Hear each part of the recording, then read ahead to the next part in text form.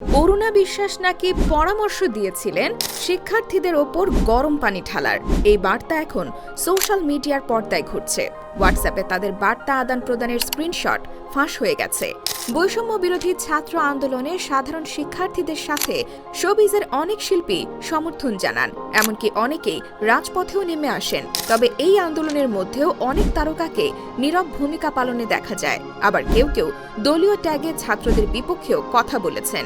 আবার কেউ শিক্ষার্থীদের আন্দোলন দমনে তাদের প্রতি কঠোর হওয়ার পরামর্শ দিয়েছেন, যা গত 5 আগস্ট শেখ হাসিনা ক্ষমতা ছেড়ে দেশ থেকে পালানোর পর প্রকাশ্যে উঠে আসে।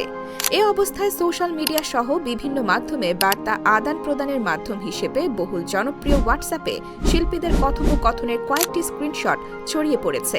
সেখানে শোবিজের কয়েকজন শিল্পীকে সাবেক তথ্য প্রতিমন্ত্রী মোহাম্মদ এ আরাফাতের সঙ্গে আন্দোলন দমনে একাত্মতা পোষণ সহ পরামর্শ দিতে দেখা গেছে।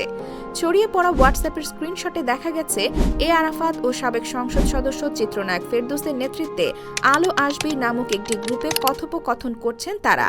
এতে অভিনেত্রী অরুণা বিশ্বাস, সোহানা সাবাকে ছাত্র আন্দোলনের বিপক্ষে দেখা যায়। যেভাবেই হোক শিক্ষার্থীদের আন্দোলন থামার পক্ষে মতামত দেন তারা। আবার অরুণা বিশ্বাস পরামর্শ দেন শিক্ষার্থীদের ওপর গরম পানি ঢালার।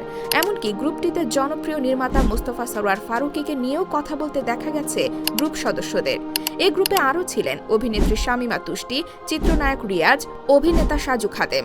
আর ছড়িয়ে পড়া স্ক্রিনশটে অভিনেত্রী সুইটি, সোহানা, অরুণা বিশ্বাস সহ কয়েকজনকে সক্রিয় দেখা গেছে। এছাড়াও গ্রুপে ছিলেন অভিনেত্রী জ্যোতিকা জ্যোতি।